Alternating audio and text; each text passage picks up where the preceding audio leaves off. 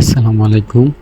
আজকে দেখাবো যে আমার বাচ্চার জন্য প্যাম্পার্স অর্ডার করেছি বেবি শপ থেকে, যেটা কিনা বর্তমানে ফেসবুকে অনেক নামকরা একটি পেজ।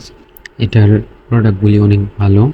তো মূলত আমি এটা থেকে আগে অনেক প্যাম্পার্স এনেছি। তো আজকে এই প্যাম্পার্সটি সবাইকে দেখানোর কারণ হচ্ছে সবাই আমাকে বলতেছে যে এই প্যাম্পার্সগুলি কোথা থেকে আনি। তো এই রেইনবো প্যাম্পার্সগুলি এত কম দামে আমি বেবি শপ থেকে নিয়েছি।